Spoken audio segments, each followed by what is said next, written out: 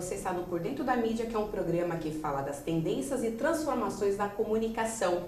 Hoje vamos ter uma análise com um profissional que está há mais de 40 anos na indústria da mídia. Nessa trajetória profissional, viveu as transformações e ainda continua trabalhando com as mudanças que chegam às redações. E também, durante esse período, ele se dedicou mais à sustentabilidade, à cidadania e à proteção dos animais. Estamos falando de Anderson França, que já está comigo aqui nos estúdios. Olá, Anderson, prazer recebê-lo. E queria começar por aí. O que é essa trajetória, quando a gente fala de termos muito usados agora, que até ganham editorias fixas nas mídias, que é hoje cidadania, sustentabilidade, né, e o cuidado com os animais? Em primeiro lugar, eu gostaria de agradecer muito o convite, Luciana Freitas, amigos da AltV. Para mim é uma honra estar aqui e falar um pouco da minha trajetória de 44 anos no jornalismo brasileiro e principalmente dedicado ao jornalismo comunitário, ao meio ambiente, à ecologia. Na época, final da década de 90, de 80 e começo da década de 90, a ecologia vem ao Brasil com um impacto muito forte, mas de uma certa forma ela era vista ainda com, assim, tinha uma rejeição muito grande, não só por parte da mídia, como por parte das pessoas, né? O ecologista, que hoje é ambientalista, não é verdade? Ele era olhado assim como um cara ecochato ou até viado, uma coisa de viado. Na época realmente falava, mas isso é coisa de viado, de amar a natureza. E engraçado que esse amor à natureza é primordial, a nossa querida Gaia, que é a terra, né, em grego, né? É primordial. Naquela época essa luta começa e é importante que hoje nós vivemos praticamente para salvar esse planetinha azul, nós precisamos realmente investir em sustentabilidade, que é uma palavra que hoje deixa até o arcabouço do meio ambiente e passa até para governo, quer dizer, o país hoje tem a falta de sustentabilidade governamental, você vê como é que ele já está importado, né? É verdade, né? E lá na década de 80, você mencionou bem agora, há pouco, a gente falava muito na palavra ecologia, né? Que é tudo aí os cuidados em relação ao meio ambiente, mas principalmente entender o que é possível aí para se viver bem em sociedade, se cuidar também do que está ao seu redor e do próximo. E lá atrás você teve um envolvimento muito importante, que foi com um núcleo, né, que deu uma ativação aí em relação à proteção, aos cuidados do Rio Tietê. Conte para nós. É verdade, o projeto Rio Tietê está completando 23 anos e o que me entristece muito é saber que esses 23 anos, para a gente tentar, a gente não, é o núcleo do Pro Tietê que hoje não existe mais, hoje é a SOS Mata Atlântica, e esses ecologistas, ambientalistas que se engajaram nessa luta, que começou com a aparição de um jacaré no Rio Tietê, o Teimoso, em 92 aparece no Tietê, a Rádio Nova Dourada AM, que também não existe mais, infelizmente, encampa então essa campanha. O brilhante Marco Antônio Gomes, jornalista que eu sou viúva dele, viúva nesse sentido, jornalista, quando a gente fala, quando a gente adora demais uma pessoa. Sim. E então realmente é um dos meus grandes ídolos do meio jornalístico. Encampa essa ideia com Zé Carlos Santana e Milton Bly, dois correspondentes da Nova Dourada AM, França e Inglaterra. Lembrando que o Milton Bly também faz parte, é nosso colega hoje aqui, trabalhamos juntos na Nova Dourada AM. Nosso abraço ao querido Milton Bly, né? Então esses 23 anos começam lá atrás, simplesmente com uma aparição de um jacaré no Rio Tietê e mobiliza toda uma sociedade, consegue mais de 1 milhão de assinaturas nesse abaixo-assinado e, de uma certa forma, na época, mobiliza o próprio governo de São Paulo, que se sensibiliza com o Tietê e começa essa trajetória. Agora, o que me entristece é saber que depois de 23 anos foram gastos quase 9 bilhões de reais e a perspectiva parece que não é nada satisfatória. Continua igualzinho o que acontece há 23 anos, ou seja... A gente tem também por aqui, né, James, pode mostrar para nós as fotos, que aí vocês também de casa vão lembrar muito dessa nossa época do Núcleo Pro Tietê, que ele teve aí é o Anderson em algumas emissoras de rádio nesses mais de 40 anos. Aí, ó, esse símbolo do núcleo muito legal, do Pro Tietê. Eu posso até contar essa história? Né? Conta para nós, como porque surgiu. teve um start, foi uma partida, teve uma decisão para marcar isso de forma jornalística, não foi? É verdade. A preocupação do Marco Antônio Gomes é que o projeto Tietê não ficasse vinculado só a uma emissora, que ele ganhasse corpo. Então, o que ele fez? Genialmente, ele criou o Núcleo ProTietê. A criação do Núcleo ProTietê foi para desvincular da imagem só que se a nova Dourada da M, ou seja, para o universo maior, para essa batalha do projeto Tietê. Na época, ele convidou o biólogo Mário Mantovani, que hoje está no SOS Mata Atlântica, é um grande amigo, quero mandar um grande beijo para o Mário Mantovani, que realmente se dedicou de alma, de corpo e alma ao projeto Tietê, e começa então aí a história do projeto Tietê. Aí você viu ao longo aí da marginal, né, dá pra gente ver que é possível só visualizar realmente que a margem, que o rio ele ficou largo, né? A parte de rebaixamento da calha, aí é possível ver mais, né? Foi possível, né? Se conseguiu realmente rebaixar mais para evitar as enchentes e as águas aí transbordarem para as marginais. Mas a questão do realmente vamos recuperar, vamos ter água, vamos ter pelo menos vida ao redor do Tietê, não é visível, né? É verdade, porque o projeto nasceu, o primeiro impacto do projeto é para recuperar, tornar novamente o Tietê que nossos tataravós remavam e pescavam no Tietê, voltar a ser um rio piscoso e de águas límpidas, como aconteceu na Europa, os projetos lá deram certo. O projeto Tietê é baseado no projeto europeu da França e da Inglaterra, que conseguiram sucesso na despoluição dos seus rios e dos seus recursos hídricos. E é engraçado, Luciana, eu acho que é engraçado que o primeiro impacto do Tietê, o primeiro mote do Tietê era para o embelezamento do Tietê e também, é lógico, torná-lo viscoso e torná-lo límpido. E para você ter uma ideia que ao longo do tempo, desses 23 anos, hoje o projeto Tietê, ele ganha vamos dizer assim, ele ganha um novo componente, ou seja, hoje é primordial que nós deixamos o Tietê, ressuscitamos o Tietê para a crise hídrica que tivemos. Sim. Se há muito mais tempo nós tivéssemos hoje o Tietê e o Pinheiros com águas límpidas, nós não teríamos enfrentado uma crise hídrica tão grande como enfrentamos e continuamos enfrentando. Então ele muda de mote, é impressionante, né? Mas é uma pena. E a promessa agora do governo do estado é que daqui a 10 anos o governo já investiu, eu falei quase 9 bilhões, na verdade 8,2 bilhões de reais, e o investimento agora é de mais 4 bilhões de reais para que 10 anos o Tietê esteja novamente com as águas límpidas e renasça o Tietê, ressuscite o nosso rio Tietê, inclusive com recursos hídricos e até você aproveitar a navegação do Tietê. Sinceramente, eu não acredito que daqui a 10 anos a gente tenha a volta do Tietê, dos sonhos dos meus tataravós, do meu, do seu, né? Infelizmente eu não acredito. Porque o que acontece hoje é que o problema crucial do Tietê ainda o governo precisava articular ações em relação à coleta de lixo em relação ao Tietê e também ao tratamento de esgoto. Isso não só São Paulo, como Grande São Paulo, todos os municípios que estão... Exatamente. Né? Que tudo acaba chegando até as margens do Tietê, todos os córregos e toda a sujeira. E ao longo da margem do Tietê, nós temos vários municípios. Então, teria que ser uma agenda e uma ação conjunta. Aproveitando o que você falou agora há pouco. Daqui 10 anos, há uma promessa aí de recuperação do rio Tietê. E daqui a 10 anos, cada vez mais, o comportamental está sendo registrado por necessidade da mídia também se passar por mudança e buscar cada vez mais ficar próximo ao seu público. Você, como também já passou aí por experiências de criação de programação, sendo aí diretor de emissoras de rádio, de grandes projetos, como levar o que está acontecendo com a sociedade também para a questão da programação? Como deixar uma programação ativa, viva, antenada com o momento da sociedade?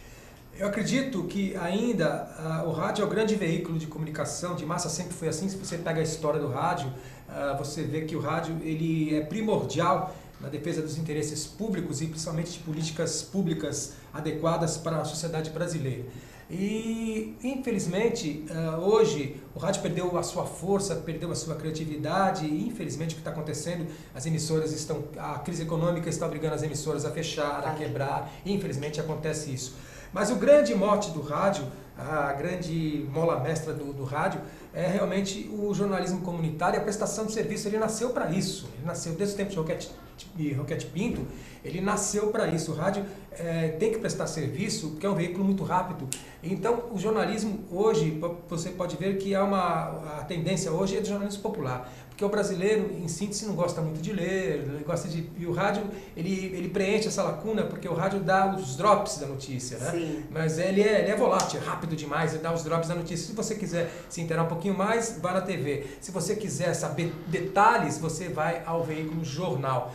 E o rádio precisa, hoje o rádio ele precisa, de uma certa forma, resgatar esse espírito comunitário, além disso, e ficar preocupado com a comunidade. Sim. E também voltar a ser o veículo que antecipa os fatos. Infelizmente, o rádio hoje não antecipa mais os fatos. O rádio hoje, ele perdeu um pouco da sua criatividade. Não por culpa dos profissionais, né? Culpa do mundo que nós vivemos. Hoje, a sociedade hoje, eu sempre falo que a sociedade é hedonista, ou seja, é o prazer do vício, é o imediatismo demais, não é isso? E isso estraga, o imediatismo demais, ele inibe a criatividade, inibe as pessoas pensarem um pouquinho mais. E o papel do rádio sempre foi esse, né? Você concorda que o bom contador de histórias... O rádio é verdade, profissional. É um bom contador de história, mas ele tem que estar no local para narrar detalhes, ver ali com outras personagens, trazer mesmo o real. Então, acho que isso que falta para emissoras de rádio hoje em dia, ela ser mais precisa, mas com a palavra, por meio do repórter, o repórter no local. É verdade, infelizmente as redações encolheram e a reportagem, que é a alma do jornalismo, não só no rádio, na televisão, em toda a mídia, né? A alma do jornalismo é a reportagem, é Sim. a presença do veículo no local ali, ele vai ser realmente, além do contador, a testemunha ocular do que está acontecendo, né? Ele vai narrar e vai realmente marcar ali aquele momento histórico, né? E o momento histórico hoje, como eu digo, porque hoje as pessoas... isso é um fato muito bom, né? Que depois de tanta crise, o Brasil hoje, as pessoas estão se tornando pessoas virtuosas. As pessoas hoje, o virtuosismo das pessoas hoje, você vê que estão protestos, as pessoas estão se mobilizando mais, talvez buscando causas, graças à internet, né? mesmo que não saiba, mas ela está se mobilizando. As pessoas hoje se tornam quase uma instituição. Então, esse cuidado, a mídia tem que ter um cuidado, princípio com essas pessoas, com essa instituição que é o outro lado, ou seja, o outro lado que a gente atinge, ou seja, o nosso público, né? O público tem que ser muito bem cuidado e muito bem informado. Infelizmente, a informação também é outro fator primordial, porque o jornalismo hoje ficou unilateral. Isso me assusta muito, porque você sendo unilateral, você perde o contato com a ética, com a verdade e com a transparência. A transparência. Isso é primordial na informação, jornalismo, né? Para informação. Nós não temos mais a lei de imprensa, né? E agora a presidente aprovou o direito de resposta, né? Recentemente, e de uma certa forma é por causa disso, é um processo ético que está se deteriorando, né? E durante esses 40 anos, viveu muitas mudanças aí tecnológicas. Você é da época ainda vamos dizer, o uso do orelhão, né? Para quem não sabe, telefone público nas ruas, e depois passou aí pela chegada da internet pela discagem, depois a TV a cabo, né? Trazendo aí também o noticiário 24 horas. Conta um pouco pra gente como que foi se adaptar a cada momento, a cada novidade. Luciana, com a internet foi difícil, porque eu sou de uma época da máquina de escrever ainda, do jornal, da impressão, da Folha de Flandre, né? Do Diário Popular, que também não existe mais. Os veículos que eu trabalhei parece que todos estão finalizaram e fecharam suas portas. Mas é a evolução dos tempos, né? Ganharam dos nomes e as pessoas estão aí, os jornalistas estão aí, todos aí ainda. Isso é importante, né? É engraçado, né? Eu tive problemas sérios com a internet, porque quando a internet chega, eu estava na Rádio Nova da Hora da AM, que nós tínhamos só o broadcast de Estadão, que era só o computador que vinha todas as informações. Então não existia internet. Aí depois, quando a internet vem com tudo nas redações... Volta um pouquinho, como que era? Eram PCs, computadores, monitores grandes, muito né? engraçado nos jornais. eram os telex, né? Então tinha a UPI, a Association Press, a Reuters, as agências noticiosas que transmitiam em português até 10 da noite. Depois das 10 da noite, virava a chavinha, transmitia ainda, mas era tudo em inglês. Aí era complicado quem ficava de plantão numa redação no Diário Popular, no Estadão, na Folha da Tarde, no Diário de São Paulo, que naquela época existia Diário da Noite. Era complicado isso porque as pessoas, às vezes, acontecia um fato, foi no fuso horário, né? Um atentado ao Papa, por exemplo, foi completamente em outro horário, aí você chegava ou gente em inglês lá e o cara ficava perdido. Morreu quem, né? Então era complicado. Você teve alguma situação assim de chegar em você? Não, no começo de carreira me falaram, você tem que ficar, eu fiz plantão de polícia e fiz plantão, entrava no jornal, no Diário Popular à meia-noite e saía às 8 da manhã. Então era um negócio louco, que eu ficava toda hora sozinho numa redação enorme, não tinha ninguém, né? E toda hora indo lá no Telex, né? Olhando lá. E o Telex emite um barulho, né? Um barulhão. Você não consegue dormir mesmo, né? E além disso, é lógico, você no começo de carreira as pessoas querem te assustar e ainda falavam, olha, e tem um detalhe, aqui tem fantasmas à noite. Aí, Luciana, qualquer barulho, meu Deus do céu, tem um fantasma aqui na redação, não estou sozinho. E depois, quando veio a internet, era difícil para quem é do tempo de revisão, do subsecretário gráfico, não tem mais isso, né? E o primeiro impacto, até você se adaptar, é uma luta em glória. Mas é lógico que é uma ferramenta importantíssima a internet, né, para o jornalista hoje. Eu acho só o seguinte, que de uma certa forma, estou falando do veículo internet, estou falando que o jornalista se acomodou com a internet e ele perde um pouco de criatividade hoje, né? Porque naquele tempo você não tinha internet, hoje você põe na internet e você descobre, até em 2 minutos você consegue o nome de quem você quer entrevistar, e naquele tempo não, era para você chegar até o redator, era difícil porque você tinha a presença do redator nas redações. Hoje praticamente o redator ele sumiu das redações, né? Infelizmente hoje é o Ctrl+C, Ctrl+V, né? É uma crítica que eu faço e assumo essa crítica, você pode ver que em qualquer site aí, Ctrl+C, Ctrl+V, sites diferentes o texto é igual, é um absurdo isso, né? Então, é uma padronização de um texto. E agora é um texto muito mais informativo, não é mais aquele texto tão elaborado, uma reportagem, né? Porque para jornal impresso, e principalmente na década de 80, tinha-se um período para fechamento, né? Hoje não, o período ele se antecipou, fecha-se 7, 8 da noite, o que vai rodar na madrugada, sem, em muitos casos, a segunda rodagem, como a gente fala, a segunda edição, porque não dá tempo, é um outro custo rodar outras matérias para um segundo caderno. Então, às vezes, não tem essa segunda rodagem. E também, de uma certa forma, desaparece a figura do apurador, que era primordial. Todo mundo começava em apuração, principalmente em TV, o apurador era primordial. O que entrava em contato com o corpo de bombeiros. Então, antigamente, você fazia o seguinte, a polícia...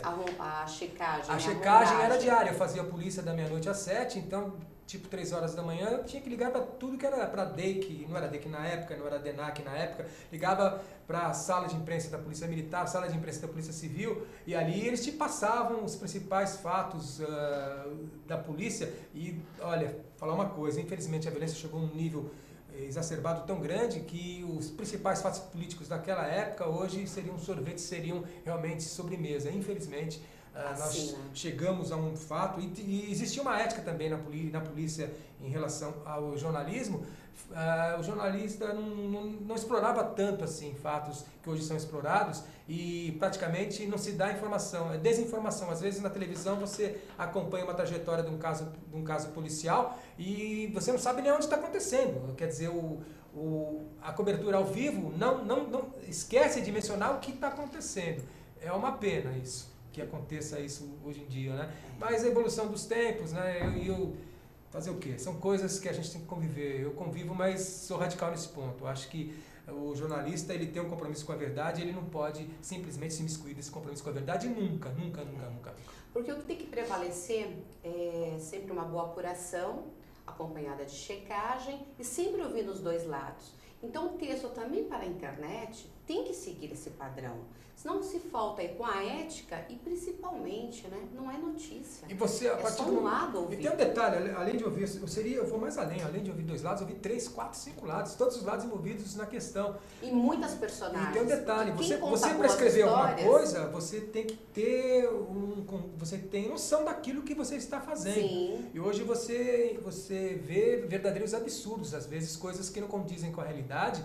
E aí como é que você faz? Para você destruir a credibilidade de uma pessoa, você destrói em um segundo. Para você recuperar a credibilidade, praticamente é impossível. Nós temos exemplo da escola de base que deu origem, inclusive, foi inspiração à lei agora, essa lei do direito de resposta do senador Roberto Requião, do PMDB do Paraná, né? Então ele se inspirou nisso porque nós tivemos, quanto ao fim da lei de imprensa, nós ficamos, o jornalista ficou sem qualquer procedimento para realmente regulamentação, na verdade.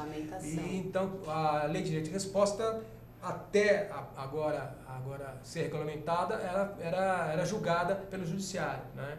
Então escola base, né? Antes escola base simplesmente o casal simplesmente foram detonados até hoje. Eles não conseguiram. Eles não conseguiram. 1994, são 21 anos e até hoje eles não conseguiram se recuperar. A vida foi simplesmente uma escola aniquilada na região da Zona Sul, no qual a imprensa noticiou que ocorriam ali também abusos com os alunos. E a partir disso, se teve muita cobertura e principalmente se teve aí uma divulgação de informações sem apurações, ouvindo aí mães, pais, os envolvidos. E depois, lá na frente, se chegou o quê? Toda a conclusão desse inquérito que não teve realmente esses casos lá, mas se passou aí um bom tempo, ou melhor, 21 anos, e só agora é que se tem esse espaço para a gente poder falar um pouco mais e de alguma forma corrigir o que não foi feito na época. Vamos aproveitar então agora, o Por Dentro da Mídia, ele visitou um escritor que escreve tão bem, cheio de detalhes, já que a gente está falando aqui de apuração e de boas histórias. E ele tem uma crônica no Estadão, no caderno do Estadão, no estado de São Paulo, e autor de vários livros. Vamos assistir aí a entrevista com Inácio de Loyola Brandão. Eu sou Inácio Loyola Brandão, 79 anos, jornalista e escritor, hoje muito mais escritor do que jornalista. Tenho 42 livros publicados, livros de contos, romances, histórias infantis, viagens, e tenho também uma peça teatral. Escrevo uma crônica quinzenal no jornal Estado de São Paulo, no caderno 2. E a minha vida é escrever, beber, comer e ter prazer, e viver e amar, porque isso é o que vale a pena. Olha, não há como fugir do futuro, e o futuro chegou.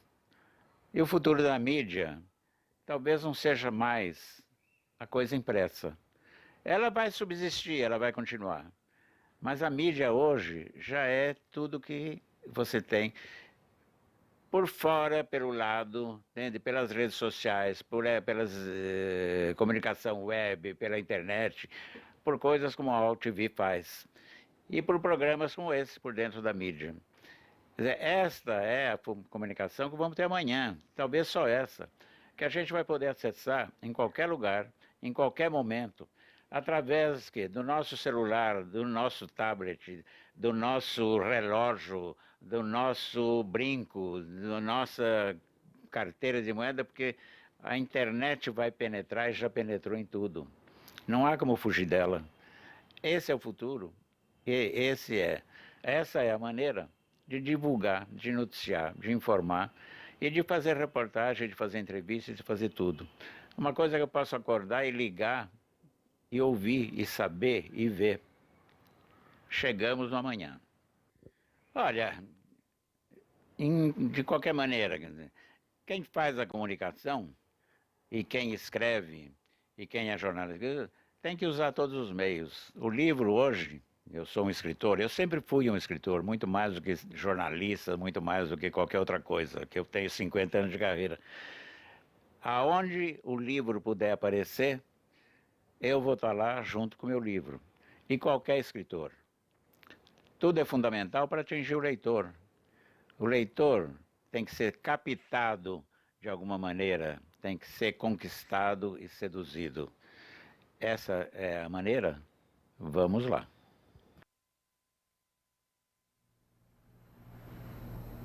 Este foi o Inácio de Loyola Brandão, com 79 anos e nativa, viu? Está preparando aí um livro sobre a história do imigrante grego. Logo, logo vamos ter aí lançamento. Vou aproveitar, Anderson, me fale um pouquinho também da sua perspectiva para as mídias no atual momento e relacionar também com a internet. Antes, um grande abraço para o Inácio Loyola Brandão, jovem senhor de 79 anos, né? É impressionante como a gente precisa demais dessas cabeças brilhantes e pensantes. O país depende muito desse povo ainda e eu bato palma para ele, assim como outros grandes nomes que esse país realmente deviam reverenciar mais esses nossos grandes nomes, tanto no meio artístico como no meio jornalístico. Infelizmente isso não acontece. Mas eu fico muito preocupado com o que pode vir daqui para frente, porque eu acredito o seguinte, que infelizmente hoje as redações se tornaram verdadeiras bombas de nêutrons. Parece que jogaram uma bomba de nêutrons dentro das redações e desapareceu todo mundo. De uma certa forma, aumentaram o número de veículos, sim.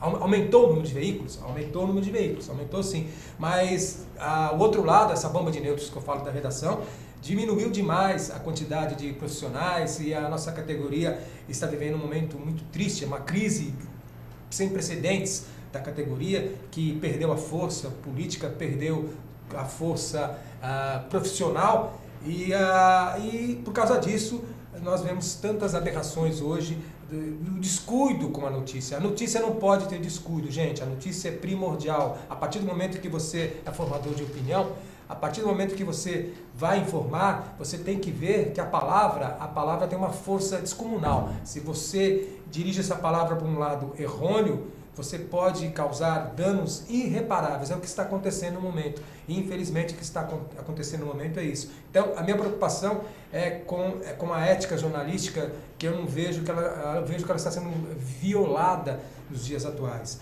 É preciso realmente um resgate urgente, não só do jornalismo, como os princípios básicos da sociedade brasileira. É uma luta que todos nós, eu como cidadão, você que está agora, a Luciana, você que está do outro lado, vendo por dentro da mídia, você tem que participar de uma forma direta e não indireta. Você não pode deixar a mentira passar e virar verdade. Essa transmutação não pode acontecer nos dias atuais e está acontecendo. É o futuro do país que depende disso. Você não pode deixar também as pessoas, entre aspas, que têm o poder, de uma certa forma, tornar a crise um instrumento para seus meios. Os meios não justificam os fins, não. Isso é coisa de bandido. Nós temos que preservar o nosso país, a nossa luta diária. Nós temos que, acima de tudo, criar instituições fortes. Um país, a verdadeira democracia, ela só tem resultado quando ela tem instituição forte. Nós temos uma Polícia Federal forte hoje, mas o ideal era que nós tivéssemos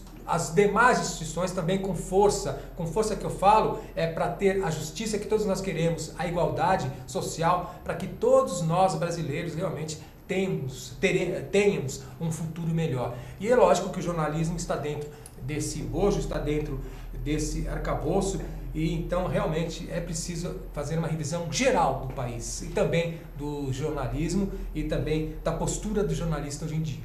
Isso é o que eu penso, talvez esteja errado, mas o que eu posso fazer? Então vou aproveitar também, porque o Anderson, ele é professor, queria que você deixasse um recadinho para essa nova geração de jornalistas, e o que fazer, né, para cada vez mais manter aí todo o padrão, né, que nós sempre tivemos até hoje no jornalismo, mas se associar aí também às novas tecnologias.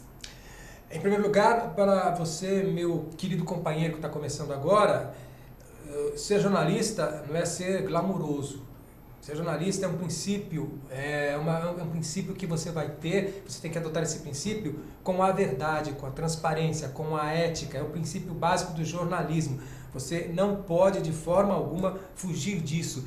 E o jornalista não é mais importante que a notícia é mais importante que o jornalista. O jornalista é apenas um fio condutor de tudo desses três princípios básicos que eu falei. Então nunca se esqueça disso. A humildade, ela cabe sempre em qualquer canto, e também no profissional jornalista. Os grandes jornalistas, se você pegar a história brasileira, são pessoas que revolucionaram o jornalismo, mas através da humildade e da verdade. Então não se esqueça disso, siga o seu caminho. E um detalhe, vivemos uma crise sim, uma crise em todos os sentidos da sociedade, em todos os segmentos da sociedade brasileira. Mas se alguém chegar para você e falar, olha, muda de profissão, não, deixa disso que não vai levar em nada. Vai sim, não desista nunca, nunca esmoreça, vá até o fim que você consiga. Porque há 44 anos falaram que eu não servia para ser jornalista. E falaram, não, menino, depois de trabalhar 2 meses de graça, chegaram para mim e falaram, você é muito verde, filho, não vai dar. Aquilo foi o maior elogio que alguém me deu na vida, sabe, Luciana? Depois de 1 ano eu estava no mesmo jornal que essa pessoa me deu esse elogio. Depois de 2 anos eu era editor de política internacional ao lado dessa pessoa, que era editor de esportes. Você vê como é que é. Ao incentivo, hein? E aí eu falei pra ele, olha, eu não vou falar o nome da pessoa, é uma questão de falta de ideia. Tudo bem. Mas foi um grande incentivo da minha vida. Eu falei pra essa pessoa em vida, eu falei, olha, o senhor foi a pessoa que mais me incentivou, de uma certa forma, acabando com o meu sonho. Então, gente, não deixe ninguém acabar com o seu sonho profissional. Isso não é só para você que é jornalista, para você que está seguindo uma carreira agora. Você tem que acreditar. Acredita que você chega lá. Não importa quantas barreiras você tenha que pular, que vencer, você chega. Acredite sempre ao lado do seu ideal. O ideário que está faltando um pouquinho hoje, é mais forte que tudo, gente. Um beijo para vocês. Uma vez mais, muito obrigado, Luciana Freitas, por Dentro da Mídia, por estar aqui com vocês. E vamos lutar por um país melhor, para a gente ser feliz e garantir o futuro dos nossos filhos. E nunca se esqueçam da sustentabilidade da sua vida. O fio dele é o que sustenta a sua vida. Então, essa palavra sustentabilidade, né? Você tem que ter esse cuidado também específico, porque é uma palavra que de repente era modismo e hoje é uma necessidade básica do nosso dia a dia e do nosso futuro. Muito bem. Anderson, deixa para nós aqui qual horário que você está, em qual emissora hoje em dia. A gente está na Rádio Trianon, no Estação Trianon, às quartas-feiras, sempre fazendo uma reportagem especial. Na próxima quarta-feira, nós vamos abordar com o Dr. Alice Pereira Júnior um tema polêmico, ou seja, o ciclo completo da polícia, que está sendo debatido pela Assembleia Legislativa. O Dr. Alice vai informar para a gente o que é isso. O ciclo completo é o seguinte: hoje em dia a polícia militar ela tem a função da prevenção e também da prisão aí então do crime, do combate ao crime, e a investigação à Polícia Civil. O ciclo completo agora dá poderes então também para a Polícia Civil, se for aprovado, obviamente, dá poderes para a Polícia Militar também o poder de investigação. E está havendo muita polêmica e de uma certa forma dividindo Polícia Civil e Polícia Militar. Então a gente vai explicar para o nosso ouvinte se isso vai ser, se for aprovado, e se vai trazer benefícios ou prejuízos à sociedade paulista, à sociedade paulistana. É um dos temas. Todas as quarta-feiras a gente aborda um tema específico que está aí e realmente pode mudar no dia a dia de cada um de nós. E o Anderson também está com a gente no Por Dentro da Mídia, com a coluna semanal. Então, quero agradecer, obrigada, até a próxima oportunidade.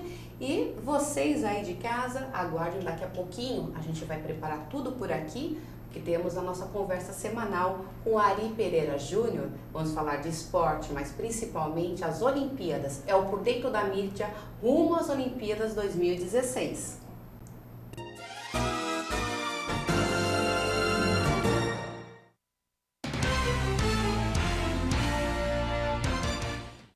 Oi, eu sou Letícia Spiller e quero convidar vocês a fortalecer o movimento que quer criar uma lei para acabar com o desmatamento no Brasil. Nossas florestas não podem mais ser destruídas. São elas que garantem a nossa qualidade de vida. Eu quero floresta em pé, água fresca, clima ameno e desmatamento zero.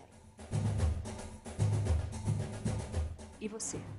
Participe, assine a petição.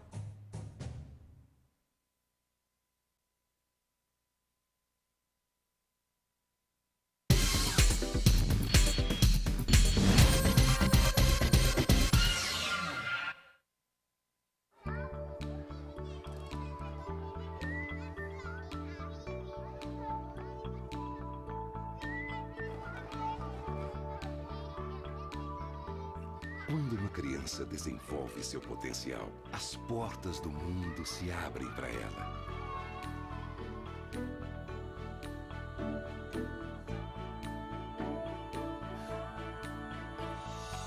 A As possibilidades são infinitas. E ela começa a construir o mundo em que quer viver. Ela aprende que pode transformar vidas, começando pela própria. E acreditar que o impossível é possível. Cada criança na escola é um potencial a ser descoberto.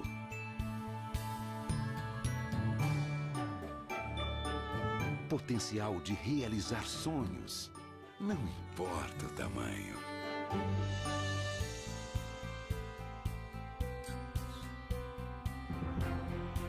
É hora de despertar o potencial das novas gerações. As crianças são o futuro.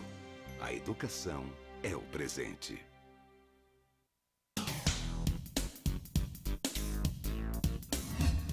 Eu sou Cláudio Longo. Eu, Paulo D'Angelo. E eu sou o Tarso Gouveia.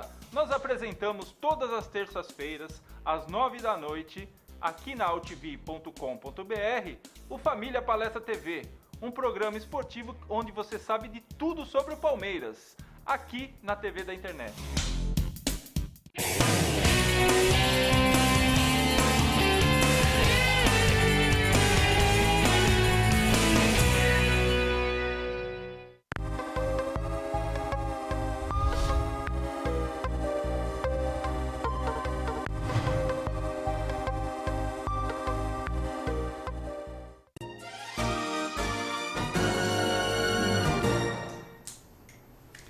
Agora é a vez do Por Dentro da Mídia rumo às Olimpíadas 2016. Vamos saber tudo sobre as notícias e atualizar aí como está a cidade do Rio de Janeiro e a preparação dos atletas. Já está aqui comigo o jornalista Ari Pereira Júnior.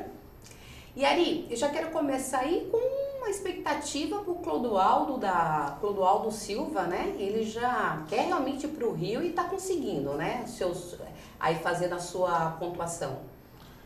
Olá, Luciana Freitas, amigos da AltV, desse Por Dentro da Mídia. É sempre bom a gente lembrar, né, que logo depois dos Jogos Olímpicos, que é claro, tem um apelo mundial maciço, nós teremos também os Jogos Paraolímpicos, 15 dias após o encerramento da Olimpíada. E o Brasil vai dar mais ou menos no final de agosto, né? Então são 2 meses. Vai pegar agosto e setembro.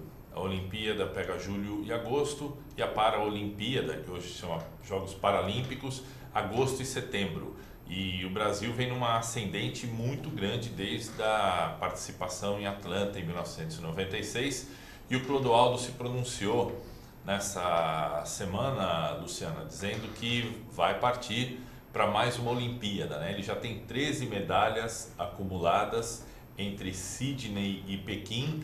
Em Londres ele não obteve nenhuma medalha, embora tenha participado, e aos 35, 36 anos, é claro, só a participação dele, né? Só dele mergulhar, olha lá o Clodoaldo, sempre simpático, hoje mentor de vários atletas, participa de um projeto junto com a Hortência, né? E trouxe pra gente essas imagens espetaculares que correram o mundo, imagens exemplares para todos nós, não apenas de resultado olímpico, mas de superação. Por isso, esse pronunciamento dele, dizendo que quer aumentar a coleção dele de medalhas devido aos Jogos Olímpicos do Rio, pelo prazer de estar competindo em casa, né, a gente tem uma superação mesmo, a gente tem a alegria de vê-lo competir, independentemente dele conquistar medalhas ou não. Vai ser uma grande atração, vai ser um grande exemplo, Ari, de entrevistá-lo?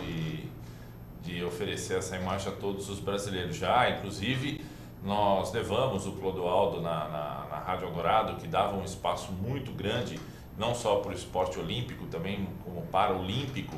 Nós tínhamos praticamente, né, não era uma parceria formal, mas tínhamos uma ligação muito grande com o Comitê Paraolímpico Brasileiro, e a assessoria sabia que nós estávamos disponíveis, que era um canal permanente para que os atletas participassem.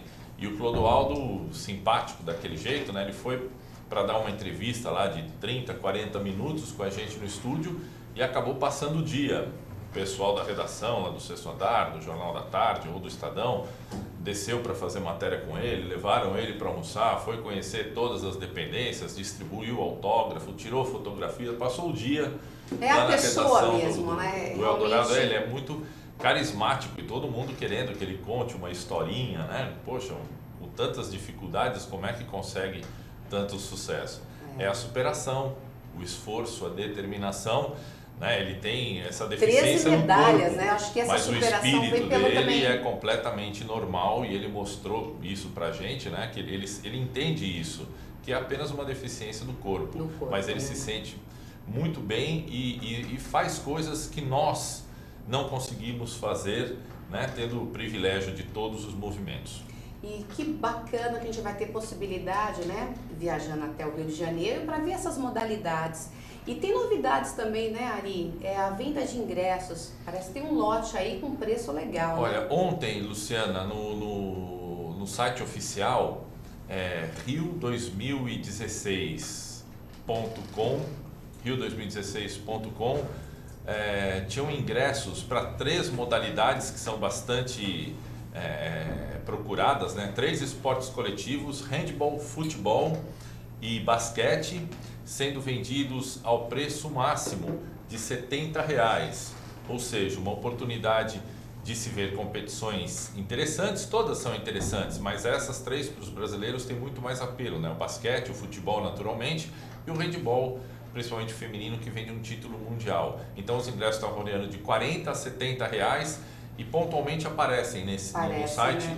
rio2016.com, a oportunidade de se obter esses ingressos. Tem que ficar ligado e ali já tem um link que você tem o passo a passo para seguir todo o processo de compra. E nós estávamos inclusive vendo uma imagem da nossa seleção brasileira masculina de futebol que não sabe qual é a cor da medalha de ouro em Jogos Olímpicos. Já ouviu falar que é dourada, mas né? nunca Esse tal do Sub-23 aí sempre está próximo, mas nada, né?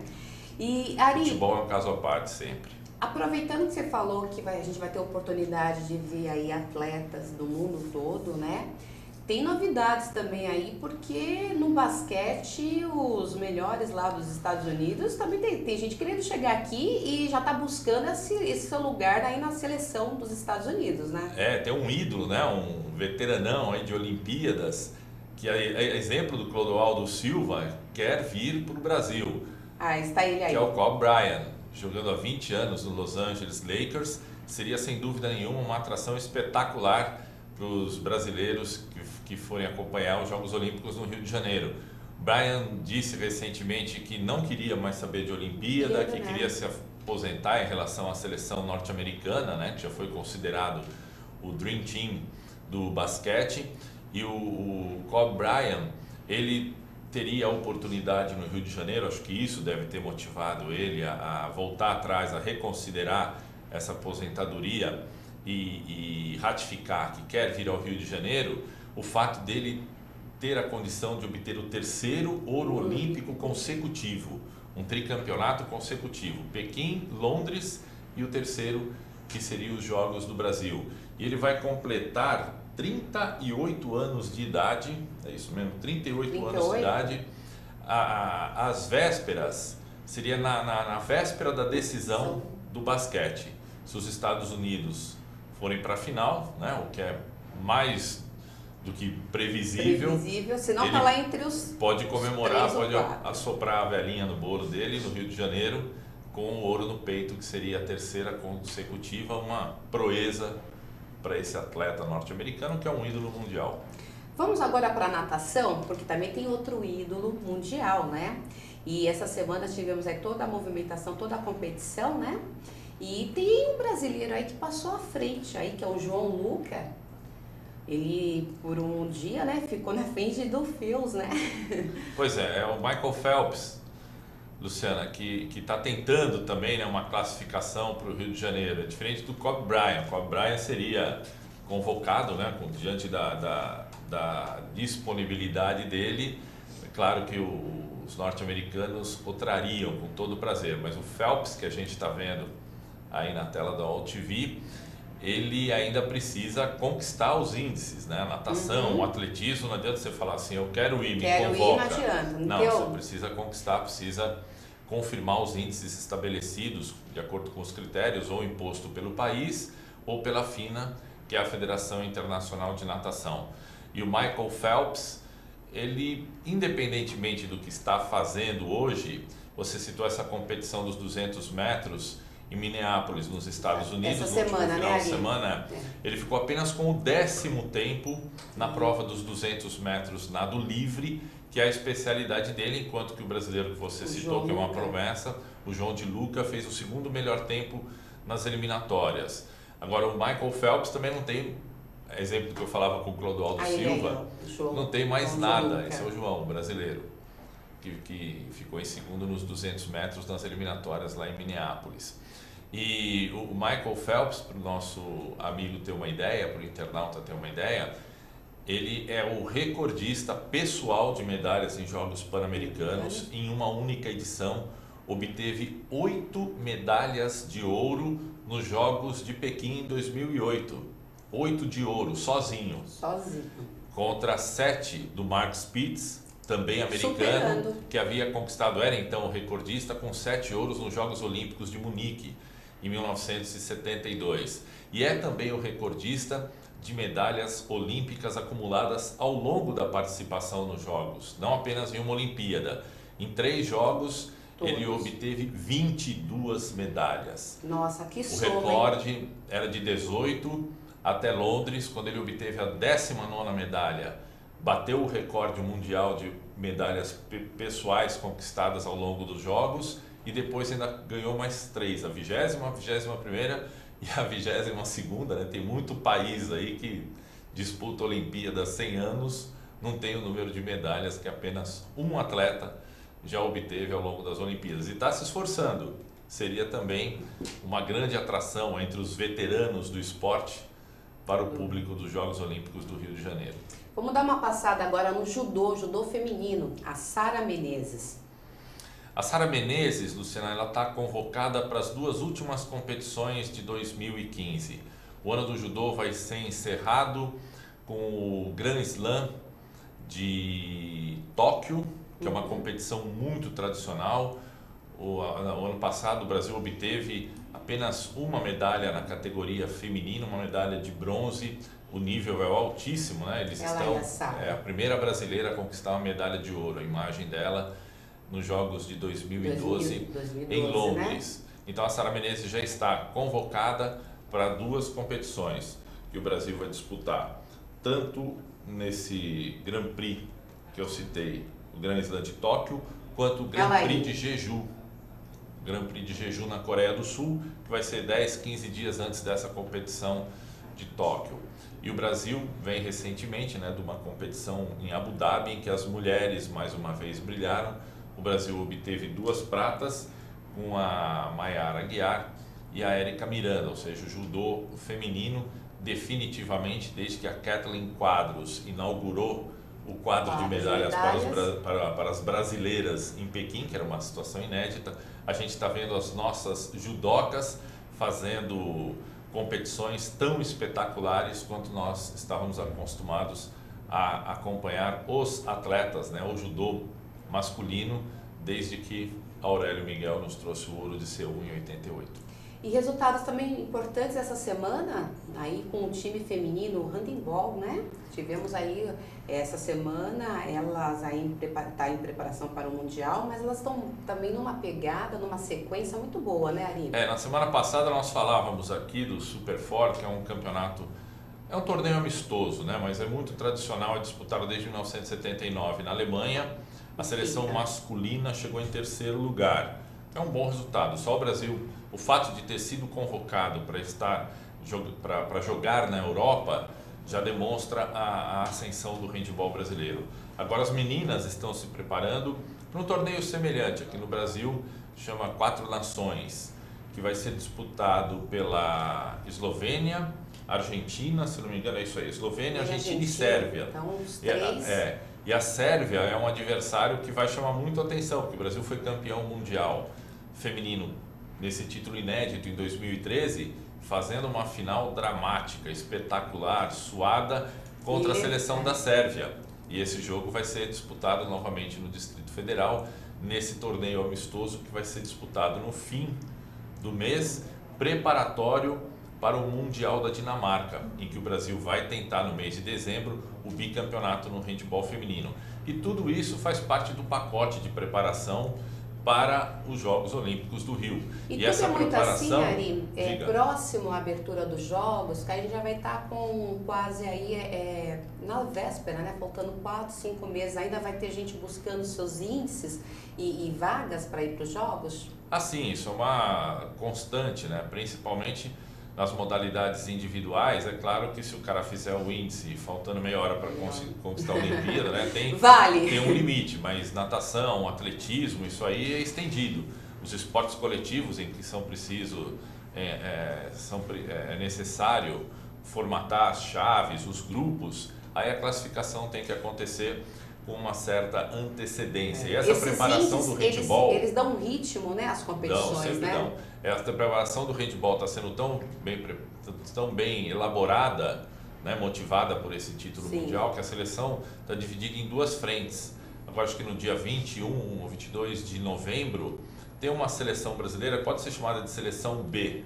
A seleção A fica sob o cuidado do dinamarquês Morten Subak, que é um técnico que mudou o esquema de jogar do Brasil, né? Ele deixou a seleção brasileira de handebol formatada com uma mentalidade europeia, né? Onde se pratica o melhor handebol. Então nada mais justo do que o Brasil adotar esse exemplo. O mesmo nível para a competição, né? E o Brasil se dá o luxo de ter 2 seleções. Uma outra equipe formada por jogadoras que atuam apenas no Brasil, como às vezes fazem no futebol, vai para o Paraguai disputar um amistoso contra o Paraguai em Assunção, sob comando do cubano, que é um técnico auxiliar do Morten Subak, né? O apelido dele é cubano, ou seja, o Brasil sendo dirigido por cubano, por dinamarquês, que estão trazendo uma forma de jogar, uma experiência muito importante para essa seleção que está se preparando com muito carinho para os Jogos Olímpicos. Vai ser cobrada, né? Quem é campeão mundial, ainda mais jogando em casa,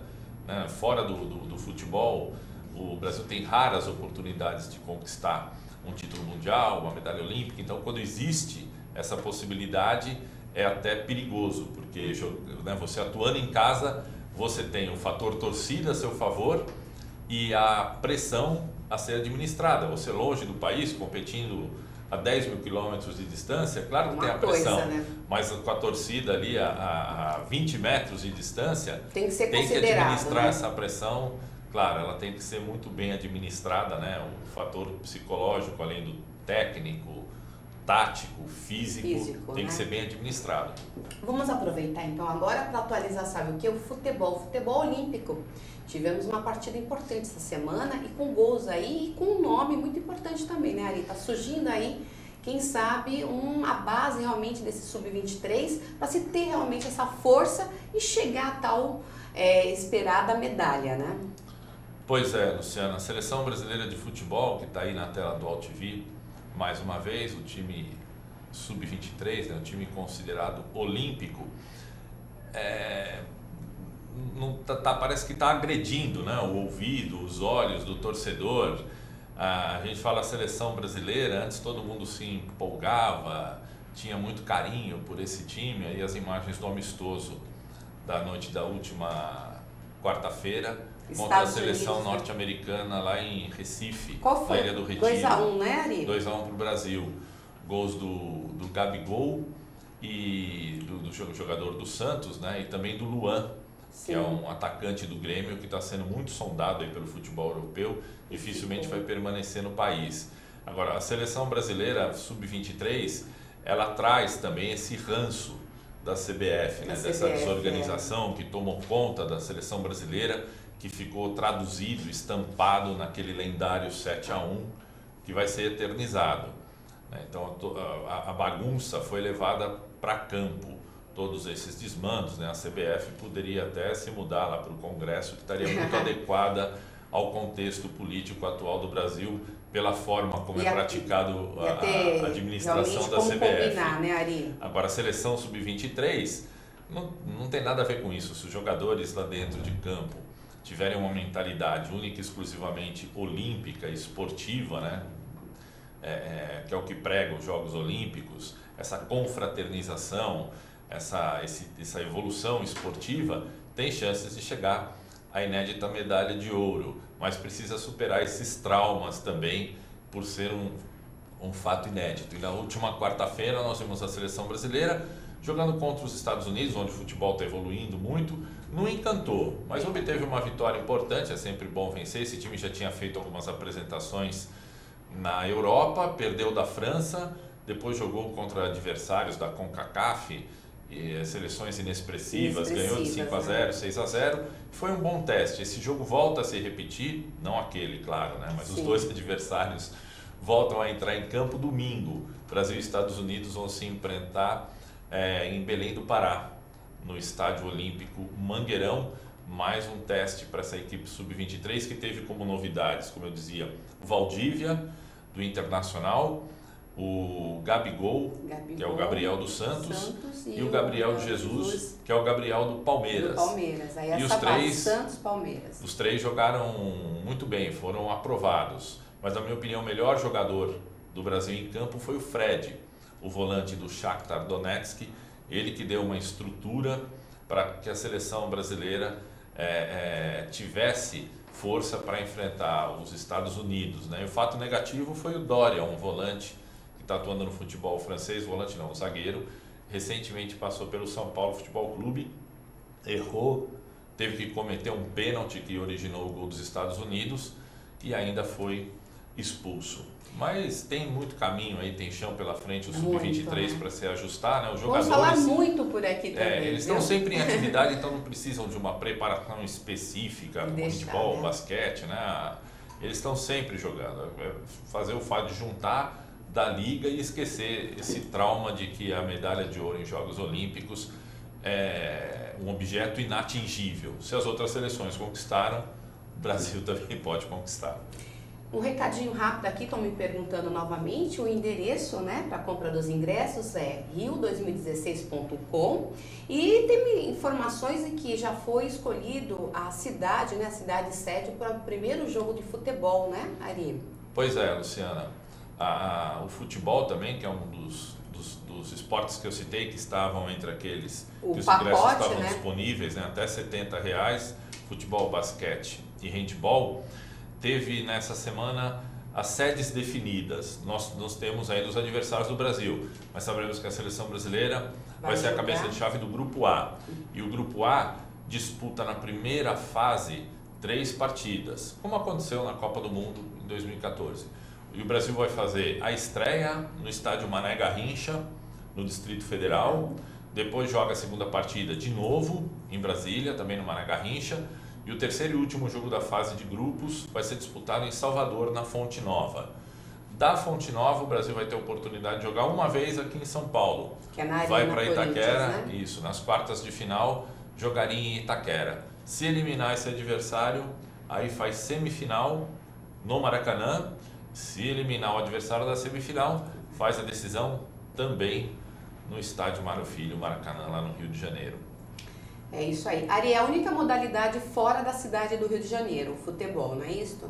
O futebol tem várias sedes, e é comum isso, né? Em Jogos Olímpicos, o futebol ser distribuído em várias cidades, porque você precisa de muitos estádios. Sim.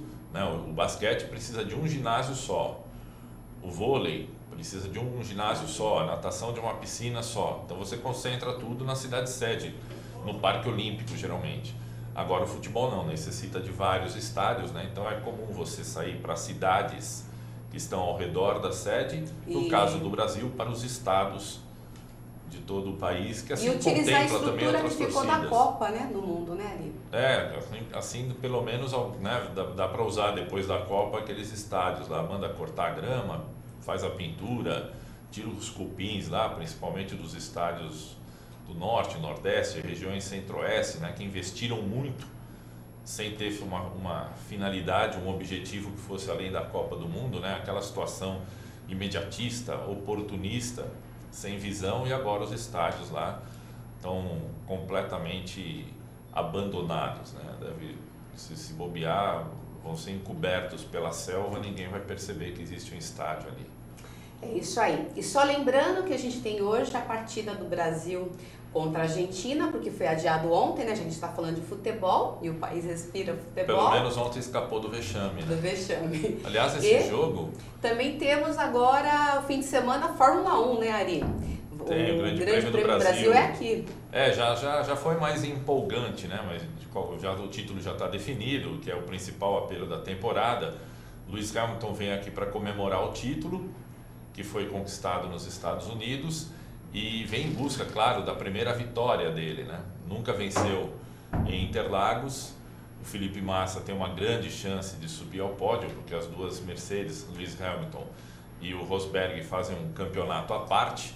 Então a torcida brasileira que for ao Autódromo de Interlagos vai para ver a corrida, esse espetáculo, né? O Grande Prêmio do Brasil é disputado numa das pistas mais seletas, mais competitivas. Todos os pilotos elogiam muito o traçado de Interlagos, e ainda vai ter a oportunidade de ver o Felipe Massa no pódio, a festa do Lewis Hamilton.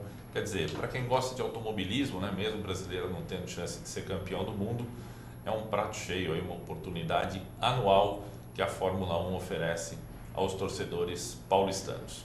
É isso aí, ficamos hoje com Por Dentro da Mídia rumo às Olimpíadas 2016, mas o nosso encontro é na próxima sexta-feira, aqui na AltV, às 10h45 da manhã. Até lá! Bom fim de semana, pessoal, até mais!